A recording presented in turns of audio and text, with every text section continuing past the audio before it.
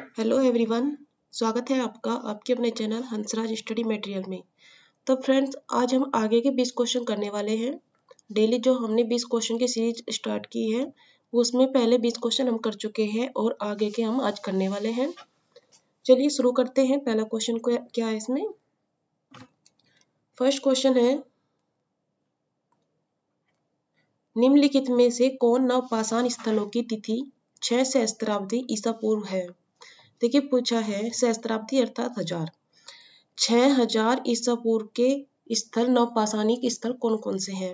Option दिए हैं कोल्डिवा, Magda, टोकवा और पंचो। इनमें से कौन कौन से वो स्थल हैं।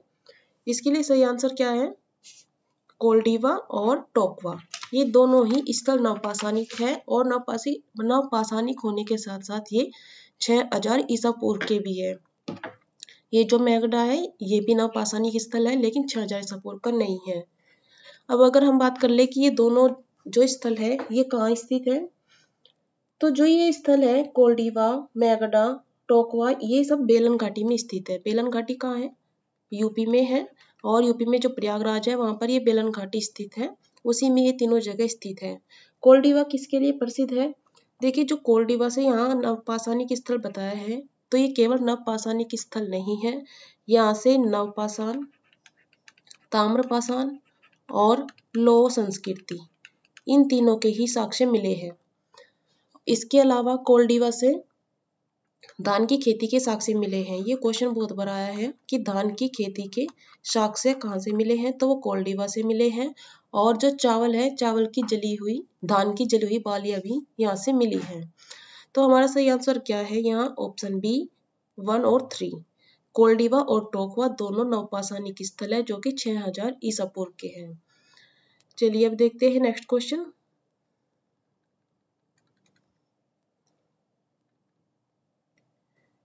निम्नलिखित में से कौन सा मानव प्रकार निम्न पुरापाषाणिक संस्कृति से जुड़ा है। देखिए निम्न पुरापाषाणिक संस्कृति से जुड़े हुए मानव को पूछा है। यहाँ 4 तरह के नाम बताए गए हैं मानवों के, होमो हैबिलिस, होमो इरेक्टस, होमो निएंडरथैलिस और ग्रिमाल्डी। इसका सही आंसर हो जाएगा होमो हैबिलिस और होमो इरेक्टस। ये दोनों ही ऑप्शन इसमें सही है। और चलिए क्वेश्चन यहाँ से ये भी बनता है, होमो इरेक्टस किस काल का था। देखिए ये तो दोनों है, होमो इरेक्टस और होमो हैबिलिस दोनों निम्न पुरापाषाण काल के। और होमो निएंडरथैलिस किस काल का है, ये है मध्य पुरापाषाण काल का मानव, मध्य पुरापाषाण काल का। और अगर क्वेश्चन ये पूछा जाए कि वो कौन सा मानव है जो सबसे पहले खड़ा होकर चलने लगा, सीधा खड़ा होकर चलने लगा था, तो वो मानव है होमो इरेक्टस। इसके अलावा एक क्वेश्चन ये भी बनता है कि वो कौन सा मानव है जिसने पहली बार अंतिम संस्कार करने का कार्य शुरू किया, तो वो है होमो निएंडरथैलिस। चलिए नेक्स्ट क्वेश्चन देख लेते हैं क्या है।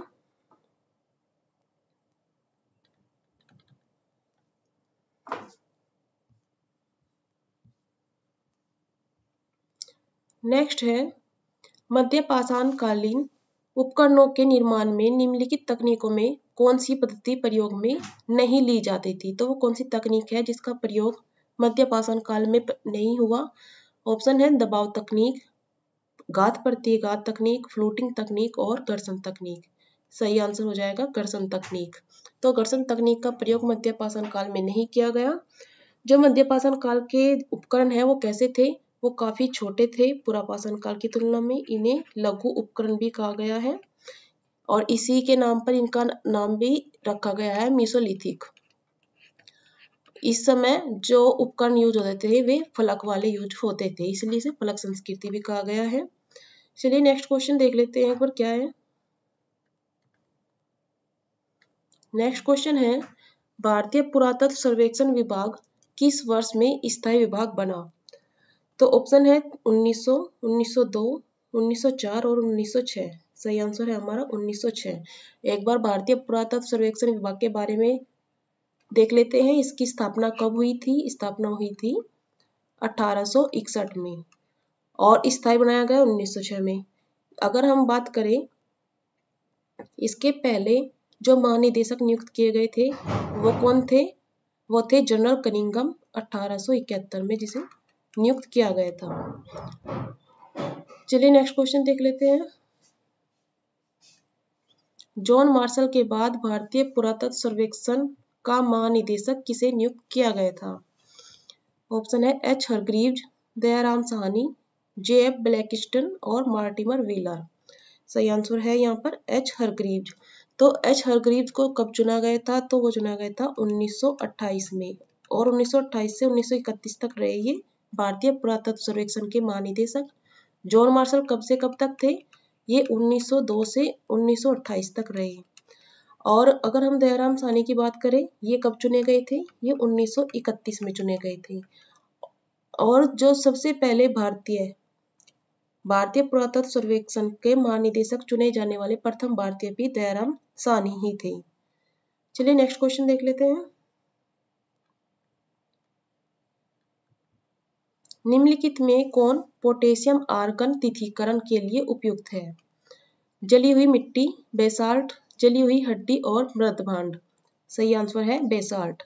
तो बेसाल्ट का प्रयोग किया जाता है पोटेशियम आर्गन तिथीकरण के लिए, और इसके तहत हम 30,000 वर्ष से लेकर 30 करोड़ वर्ष पुरानी वस्तुओं की भी तिथि जान सकते हैं।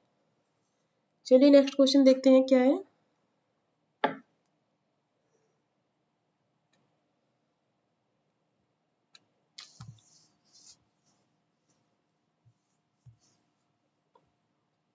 नेक्स्ट है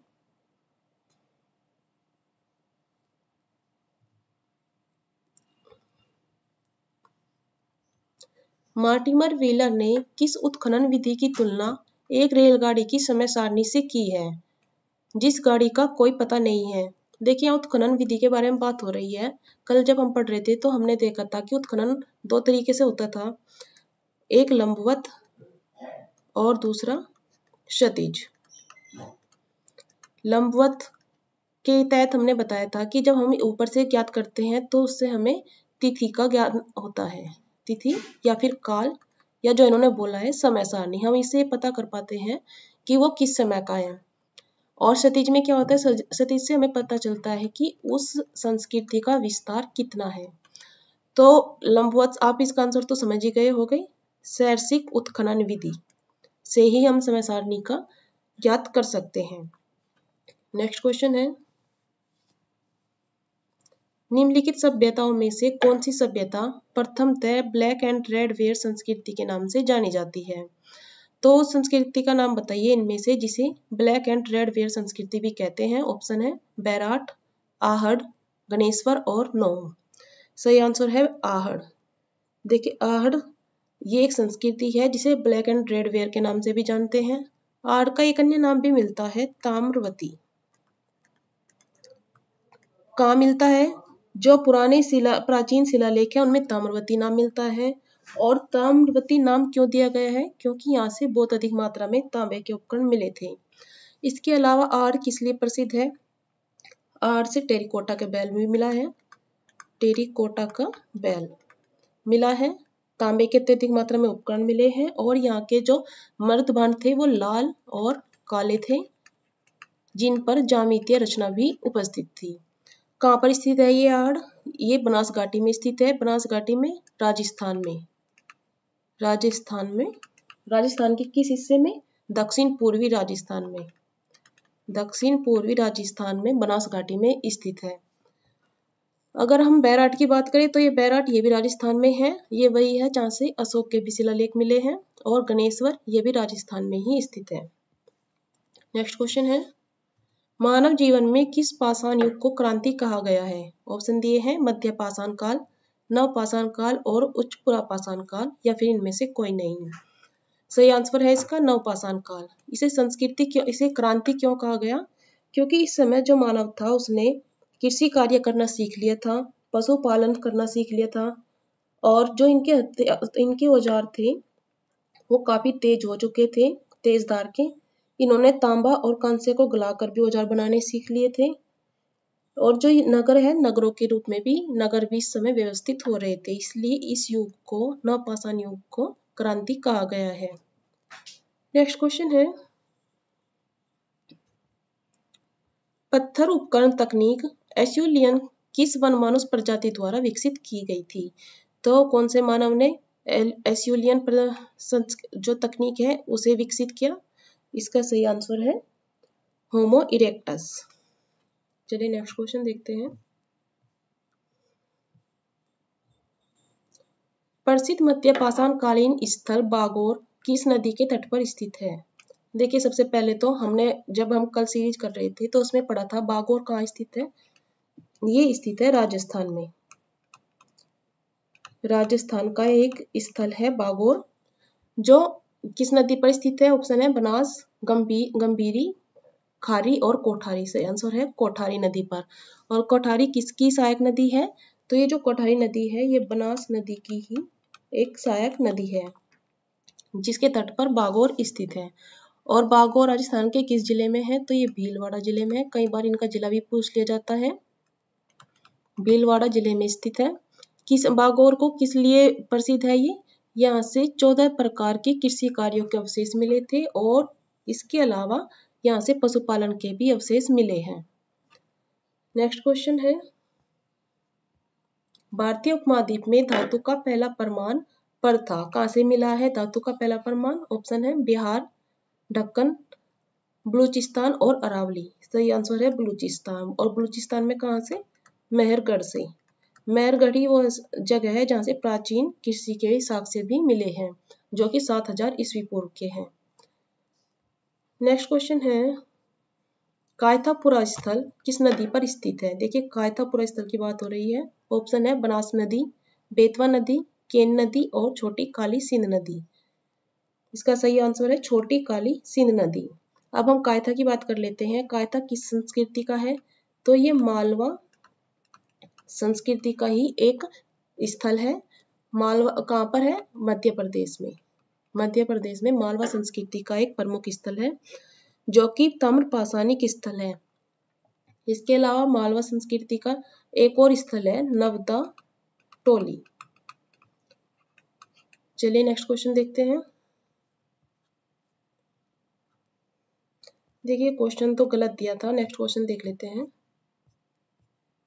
भारत में सोन संस्कृति किस युग से संबंधित है? तो जो सोन संस्कृति के बारे में पूछा है, ऑप्शन दिए हैं उच्च पुरापाषाण युग, मध्य पुरापाषाण युग, नव पुरापाषाण युग और निम्न पुरापाषाण युग।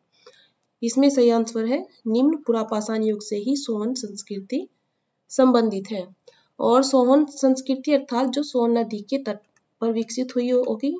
और सोन नदी किसकी सहायक नदी है? तो ये सिंधु नदी की ही एक सहायक नदी है।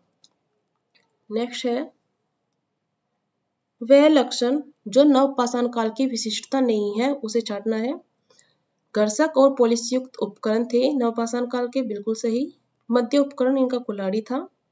पिछले युगों की तुलना में मर्दबाण निर्माण कला में उल्लेखनीय प्रगति हुई और अन्न पर बढ़ती निर्भरता। सही आंसर है पिछले युगों की तुलना में मर्दबाण निर्माण कला में उल्लेखनीय प्रगति तो हुई थी, लेकिन वो उल्लेखनीय रूप से नहीं हुई थी। नेक्स्ट क्वेश्चन है, निम्नलिखित में से कौन सा कथन भारत में पुरापाषाण काल के विषय में असत्य है? ऑप्शन है पुरापाषाण कालीन स्थल समस्त भारत से मिले हैं, बिल्कुल सही है, क्योंकि वो दक्षिण भारत से भी मिले हैं, उत्तर से भी मिले हैं। पुरापाषाण कालीन स्थल गंगा और सिंधु के कछारों से सर्वाधिक संख्या में मिले हैं। पुरापाषाण कालीन स्थल मारवाड़ और मेवाड़ से मिले हैं। डिंडवाना में सांगीत तालाब से पुरापाषाण काल से उत्तर पुरापाषाण कालीन सामग्री के स्थल मिले हैं। तो ये भी सही है, परंतु ये गलत है। अर्थात सही आंसर हमारा क्या है? Option B. क्यों? क्योंकि जो पुरापाषाण कालीन स्थल है वो सिंधु और गंगा के कछारों से सर्वाधिक नहीं बल्कि सबसे कम मिले हैं, नगण्य रूप से मिले हैं। सबसे ज्यादा कहाँ से मिले हैं? तो वो मिले हैं राजस्थान से। चलिए भाई नेक्स्ट क्वेश्चन देखते हैं।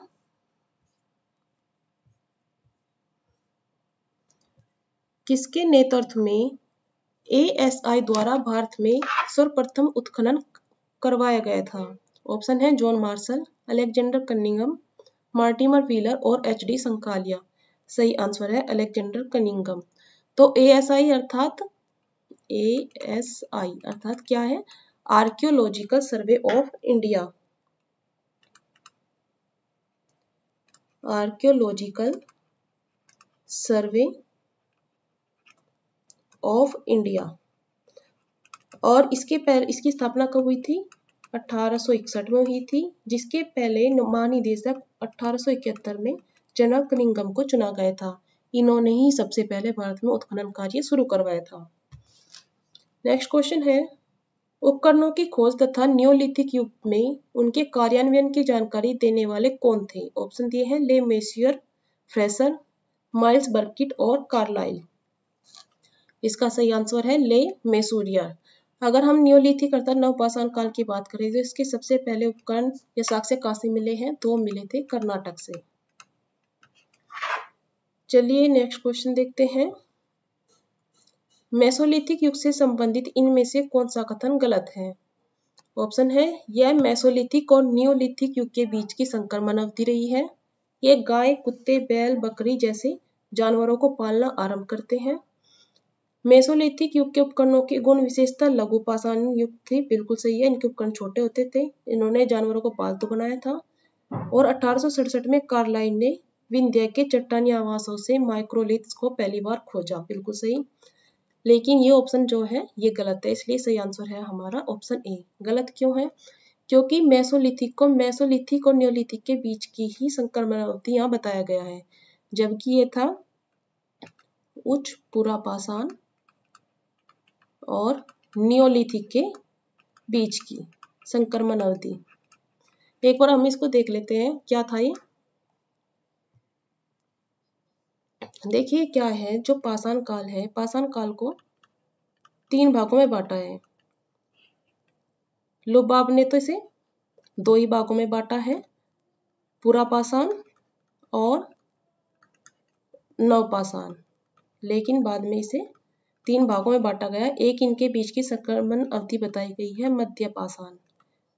जब ये पुरापाषाण खत्म हो रहा था और नवपाषाण शुरू हो रहा था, इनके बीच का जो समय है वो मध्य पुरापाषाण है। और पुरापाषाण काल को भी 3 भागों में बांटा था। किसने? लारतेत ने। कौन कौन से? निम्न पुरापाषाण और मध्य पुरापाषाण और उच्च पुरापाषाण। तो ये थे आज के 20 क्वेश्चन जो हमने यहाँ सोल्व किए। तो फ्रेंड्स, आपको हमारी सीरीज कैसी लग रही है हमें कमेंट करके जरूर बताइएगा। अगर आपको सीरीज पसंद आती है तो हमसे जुड़िए और आने वाली वीडियो में देखते हैं हम आगे के इसके 20 क्वेश्चन। प्लीज़ लाइक, शेयर और सब्सक्राइब करना ना भूलें। Thank you.